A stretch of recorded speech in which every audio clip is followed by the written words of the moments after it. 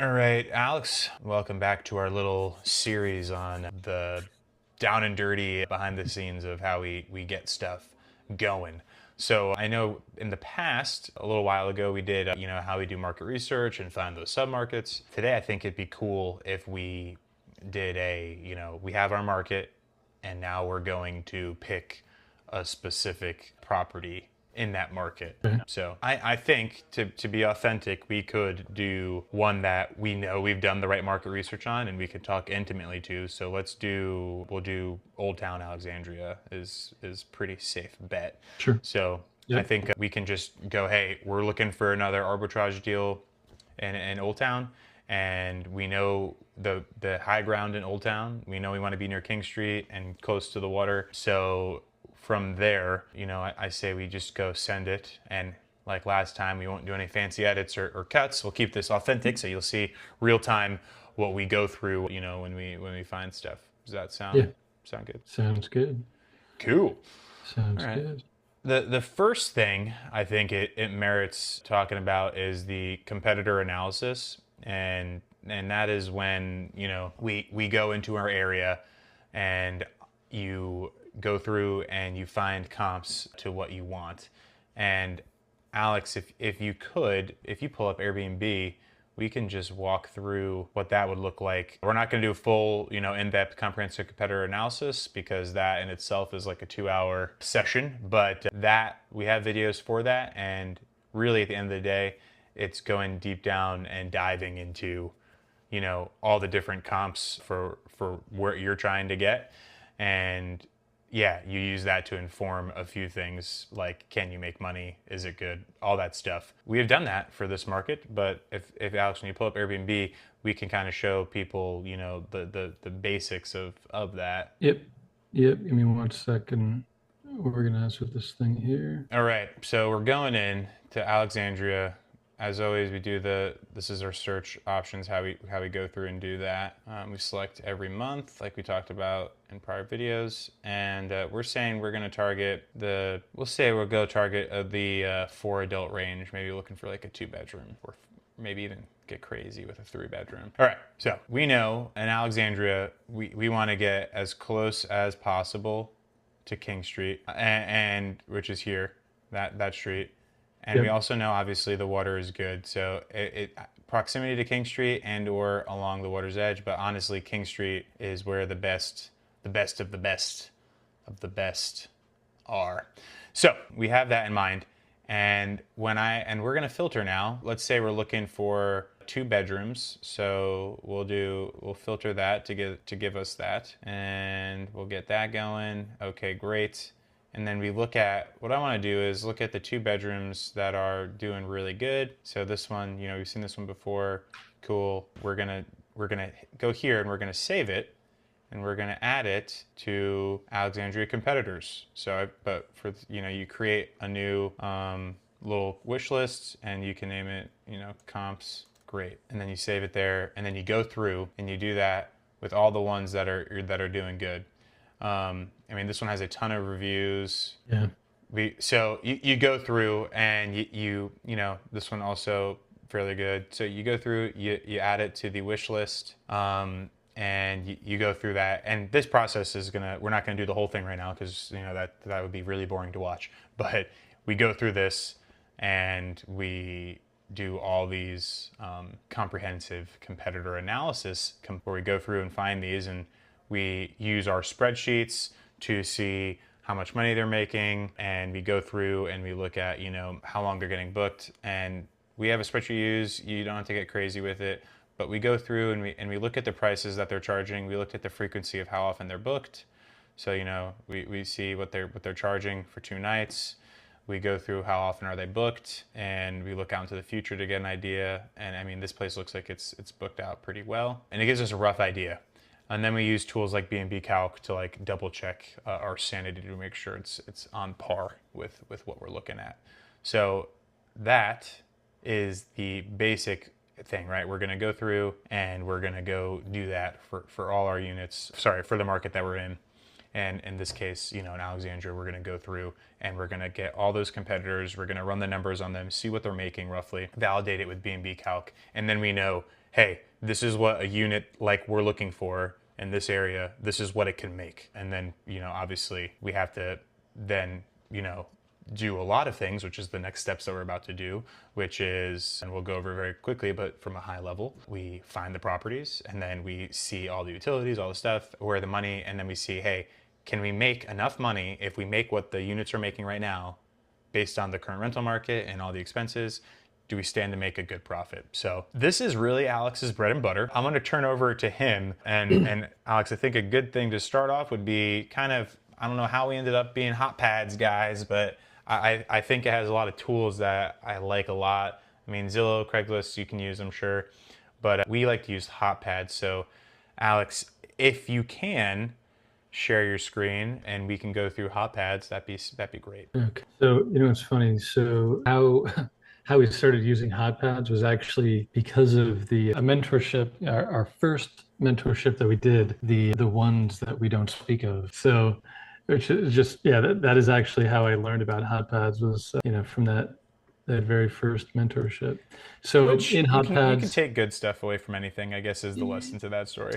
yeah, exactly. So yeah, so this was a positive thing out of that amongst a sea of negatives. Anyway, so in hot pads, right? So you can search for apartments, houses. So right now we're going to start searching in Alexandria, Virginia. Don't even put any other filters in there for like bedrooms. So we just have all bedrooms, all bath, any price. And then the only thing we are going to do, so you can see, so the city of Alexandria in this case has a very funky shape. Everything around it is actually is also Alexandria right in here, but it's Fairfax County. So for this example, we are only doing the city of Alexandria because the city of Alexandria has more short-term, like lenient laws for short-term rentals. So we're going to go to all filters and scroll down, keep going. Where is it here? For rent by owner.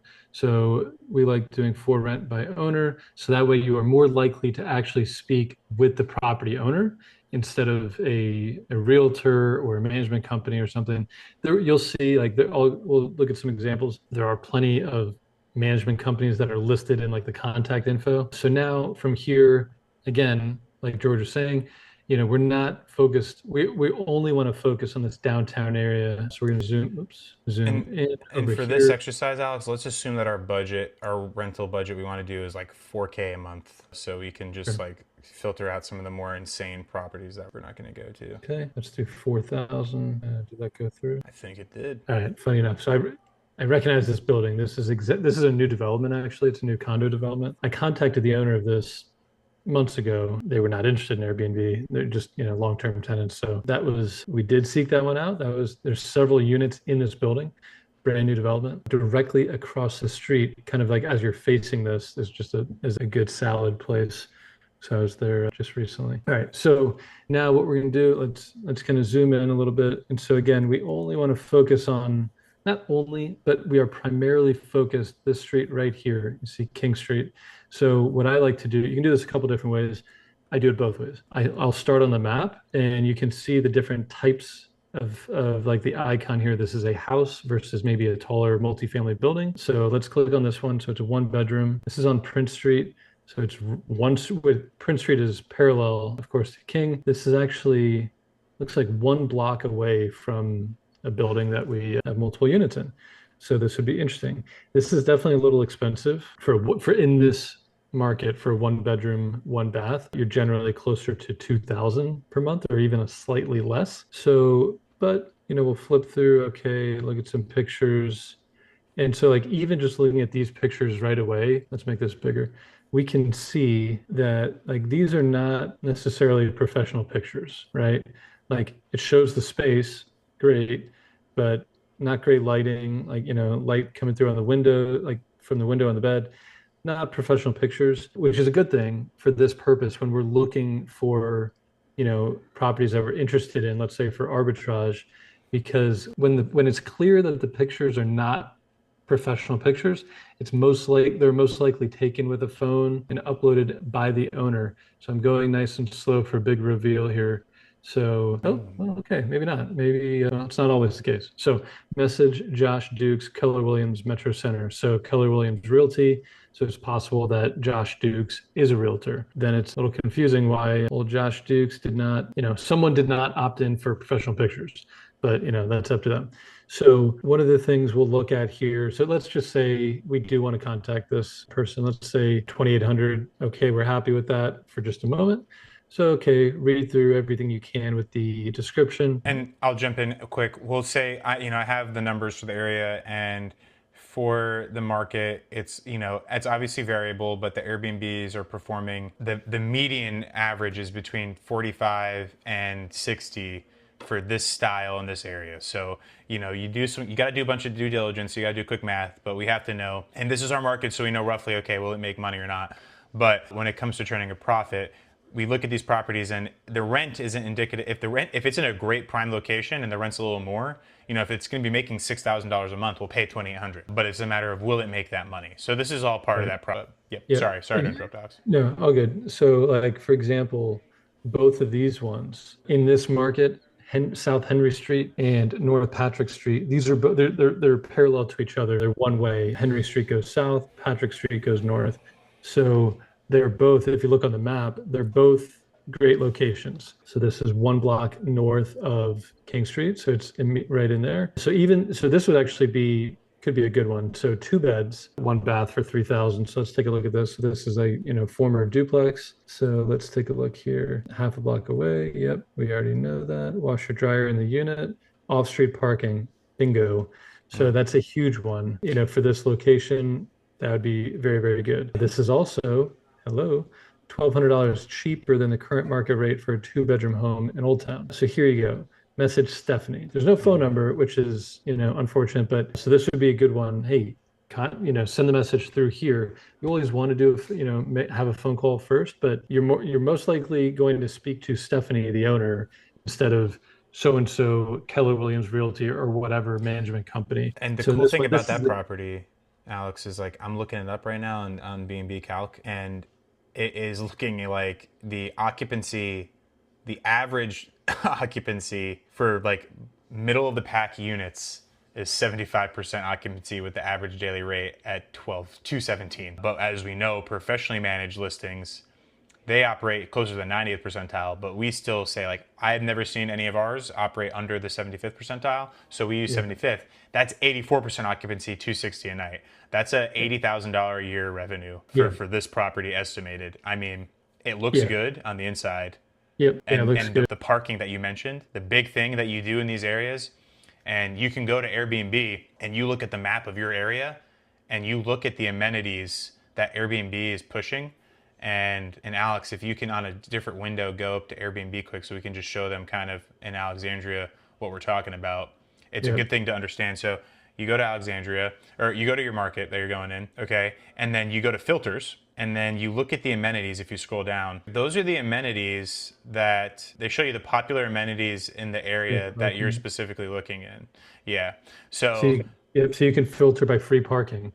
And so, and parking in a city is huge. So like when you have that, that's a major amenity that goes in your title. So just these are things you got to think about that from the beginning. That's what I was about to say. Yeah, I was about to start actually looking for that in a moment. Let's just see kind of what comes up if we zoom in to that same area. Even though we know that particular property on Hot Pads is not an active Airbnb, just to make some similarities.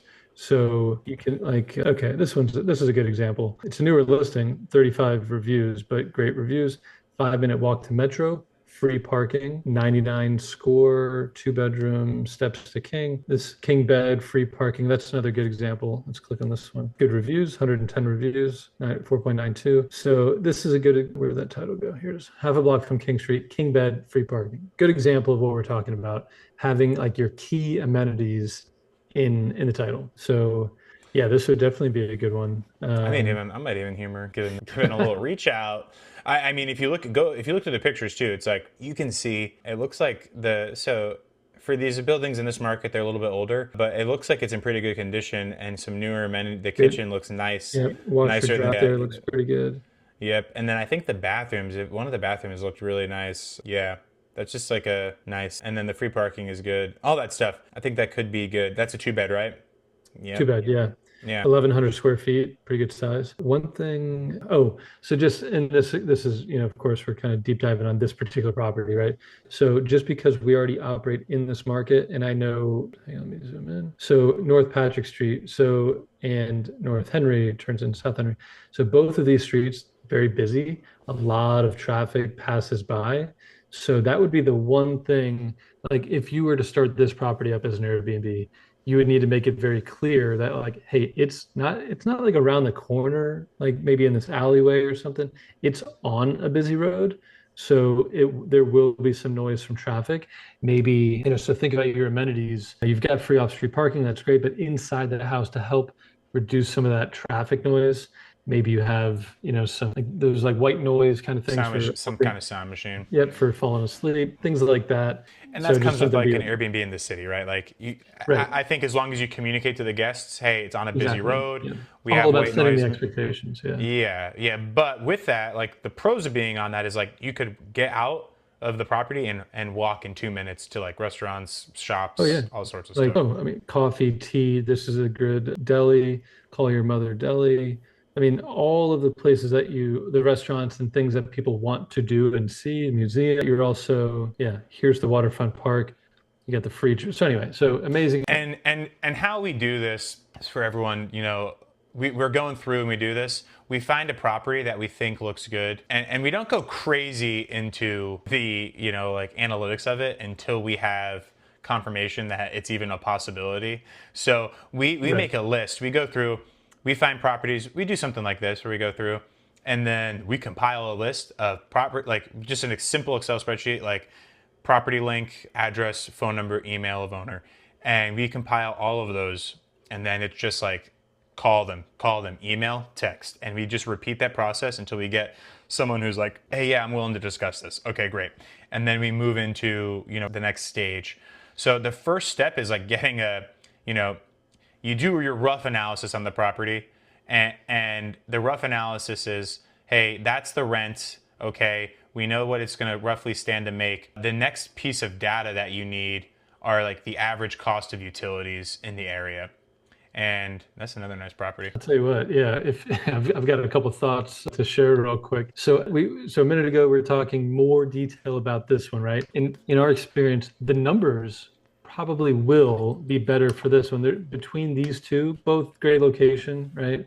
But this one that we just looked at, $3,000 for a two-bedroom versus this one, it's a basement apartment, which ordinarily people sometimes don't like basement apartments, but it's 2,500 for one bedroom. So I would, my first thought is, oh, definitely, like if you had the choice, if both owners said, yeah, no problem, Airbnb sounds good, go ahead. If I had the choice, I would always do in this particular comparison, I would do the $3,000 two bedroom.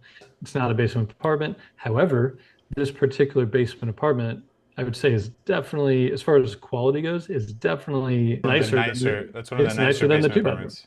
Yeah. It's nicer than the two-bedroom apartment. Even though this is in a basement, who cares? Look at all the fixtures. I mean, you can see nice mini split in the bedroom, nice spacious bedroom. Yeah, I mean, this is a very nice new everything. Literally everything is new. Yeah. Washer Yeah. dryer. So I mean, you'll this will also perform well.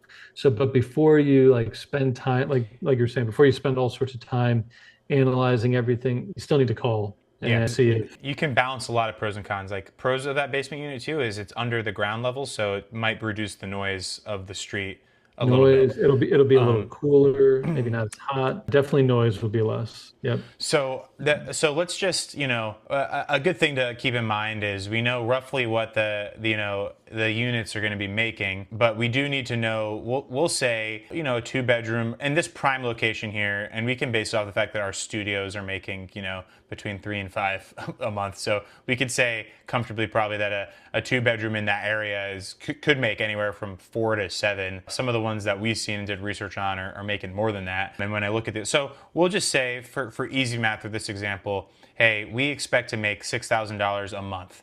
Okay, cool. So that's like the revenue that we're planning to make. From that, let's go and see what the average, utilities are. And sometimes in the hot pads they go through and they talk about utility prices, but just use Google. Like at the end of the day, you can just use Google, right? You can Google what's the average of like what's the amenities per square foot, like price of like sorry, I keep on saying amenities. What's the price of utilities per square foot in Alexandria? And they'll give you like rough stuff. I mean, AI Yeah. is getting like unreal now, so it's like pretty easy to find that stuff. And then Do you you, do just you get want rough to numbers. What's do up? you want to share your screen and jump into that? Yeah, I can do that. I mean, Okay. I mean, if you have yours open right now, just Google, price of utilities in Old Town Alexandria. That last price or that last house I was looking at also And pretty this is good. a rough estimate, but it's like it's as good as you need it to be. 180, 190 per month electricity.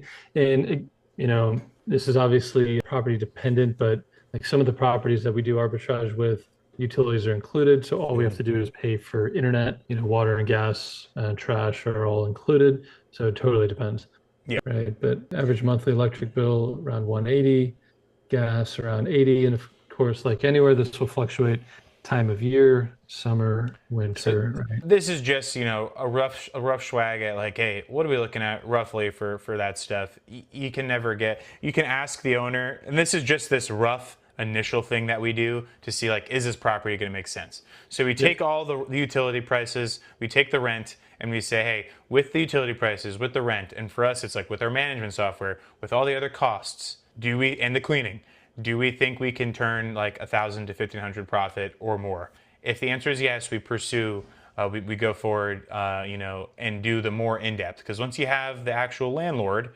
on the line, or sorry, once you have the property in negotiations, you then do like legit due diligence with the property. You ask how much Mhm. the utilities have been. You go through, you find exactly what Right. it's going to do. You do a much more in-depth comps for that specific property. Like you can find the closest properties to that property that are most similar. You get a more accurate, but in the beginning, you just want to get on the phone with someone. So I guess, Alex, we can talk about like prospecting at this point. I think this would be a good avenue for you to discuss the evolution of how you started finding properties to how we do it now. Sure. Yeah. So funny enough, so when we were looking for the very first property, once we kind of got, a foundation of knowledge, right? Of like, all right, how does arbitrage work? Okay, now we've got a foundation of knowledge. Now it's time to start contacting, people. Um, so it was funny. So I first started looking for properties. I was looking on, realtor.com and Zillow and things like hot pads. I was looking on hot pads. And also, I was looking on Craigslist, believe it or not. And so, I think I met with two people. And so, and we don't recommend this way, but at that time, again, this is part of that, knowledge that we were first kind of gathering. For the first two people that I actually met with, when I first called them on the phone, I did not say the word Airbnb, didn't mention anything about it, and because the thought was, okay, well, just set the meeting, right? That could work if you live close and it's like it's not a big deal, it's 10 minutes away or something. Okay, that could work. That was not the case for me. It was maybe like 45 minutes. And those first two people, it was an immediate no. Like took a tour of the property. Hey, nice to meet you. Build some rapport. And then it quickly fell apart the second that they heard in this kind of like sales pitch in person after doing the tour, hearing the words Airbnb, short-term rental, anything like that, bam, adios. So that was a waste of time for those first two. Normally, this is something where, you're going to need to contact lots of people, 20 people, 30 people in order to get a few maybes and then to convert it to a yes. Funny enough, on the third person that we contacted, this was a listing from Craigslist for an arbitrage unit that we still have to this day. And it's in a 7-unit building, and we're about to start units 4 and 5 right now. And the owner eventually wants to give us those other two, the last 6 and 7 as well. So that was a property from Craigslist. I saw this, little studio apartment, clearly some iPhone pictures. I was like, okay. The best thing that we liked about it was the location and the Mm-hmm. price. Clearly, this was a tiny, tiny apartment, like 350 square feet, 400 maybe, just tiny apartment. And we're like, but you know what? We can make it work. We can see the creativity in it. But more than anything, we like the price. We like the location, So we're like, we can do it. We can figure it out. Met the guy in person before, and this was also, I didn't even say the words Airbnb or short-term rental on the phone. This was person number three. So I met this guy in person as part of the property management team for the owner and met with him. We're walking up the stairs to go look at this unit. As we're walking up the steps, he mentioned to me, he's like, oh yeah, a couple of the other tenants in the building, they don't even live here. And I was like, oh no? And I was like, I kind of saw where this was going. And I was like, oh, what do you mean? And he's like, oh yeah, they do Airbnb. They don't even live here. And I'm like, my exact words, oh, that's you know what? That's funny because that's the exact reason that I'm here. That's the exact thing I wanted to talk to you about. And he's like, "Oh yeah, yeah, you're good." And I was like, "The owner doesn't mind?"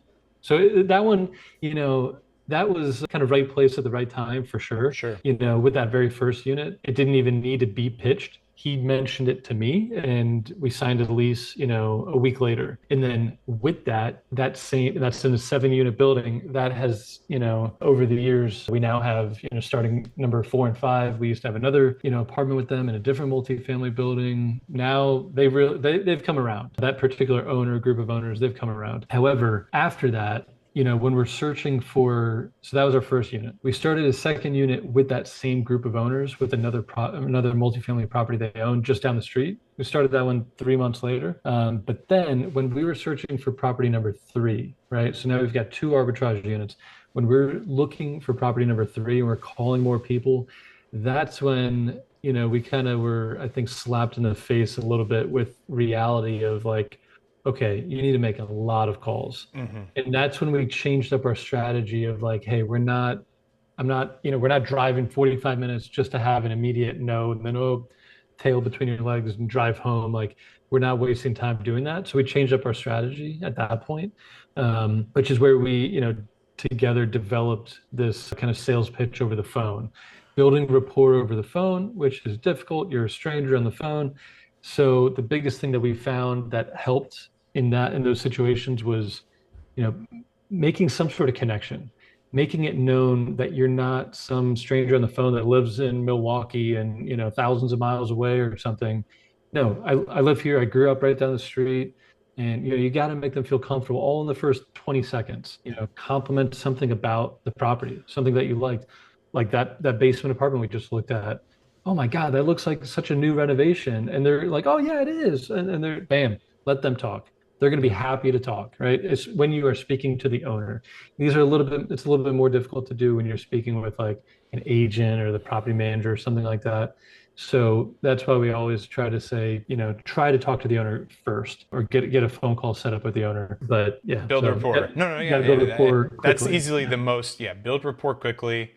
And avoid saying the words Airbnb. Use like short-term rental. Like Airbnb just has negative connotations. So if you can just say short-term rentals, and even what I recommend is going with, hey, yeah, we have housing opportunities for midterm and short-term rentals. And you make yourself come across as a business, not as like some person doing Airbnb. And you can make yourself look professional. And one of the ways that you do that professionalism up front, even if it's your first unit, is you create a credibility document, a credibility packet. And basically what we do and what we tell people to do is we create a credibility document that you can like email. It's like a 1-pager. It goes over everything that you do. And like the credibility packet is like a pitch deck of like your business, what you do, all the thing, and you make it look very professional. You have your team, all that stuff, and even if it's just you just it makes it look professional, and it puts them at ease that you're taking this seriously. So that's one of the things that like we've now we have as a tool, whether we're finding co-hosts or we're finding new deals, arbitrage, or anything else really. It's a way to quickly show professionalism. And Alex talked about building rapport, and a lot of people will tell you like, okay, here's our scripts for landlords, or landlord scripts. Scripts are okay. Only problem is you can memorize your script. Unfortunately, the landlord doesn't have your script. So you're gonna give your pitch and start doing your script, and they're immediately gonna hit you with something, and you're gonna be like, and then you're gonna like be robotic and weird. Where am I? Where you're getting lost? Yeah. So we recommend like more of like a conversational mapping approach where you take the bullet points of everything that you need to hit with them, right? And you map out the conversation beforehand, and you ebb and you flow and give and take with the owner, and you let them, talk, and you guide them to the points that you want to bring up naturally in the conversation. So you hit those things. And then when you're done, when you bring up the pitch of doing the Airbnb, they've already addressed all the things that you think they're going to talk about. And we can talk about objections and stuff, which they'll have, but there's like those objections are like known. I could tell you like the 8 most common objections from landlords. Just memorize those objections and the answers to those, which are very simple. And even better, answer those objections in your credibility packet, give it to them beforehand, answer their questions, and then in the conversation, bring up the objections beforehand, but in a positive way, and address them. And then by the time they get to it, they might have other stuff, but you'll probably have answered the majority of the stuff. Because I mean, Alex, you hear the same questions over and over. I don't want all those people in the property, all that foot traffic. I was like, it's actually less foot traffic than if you had a regular tenant there, because there's not going to be someone living in the space using the utilities or using the amenities every day, right? Like, you're not going to have people using the washer and dryer and the dishwasher every single day because they're guests. Right. They don't care about doing the dishes and the laundry. So. Yep, exactly. And so that a minute ago, talking about conversational mapping, that just kind of, spurred an idea. And I know I think we've got it in our, if we don't, it's about to be. In this series, we should definitely, I think we could do a whole, dive into that further. Objections, conversational mapping, just the whole concept of conversational mapping has been, when you really get into it, it is a game changer, where you're not just, wandering, the whole idea of conversational mapping is awesome because you're not wandering aimlessly through your thoughts and, trying to be on a script. Conversational mapping really allows you, like you said, to hit all the points you need. So I think that'd be good to get into.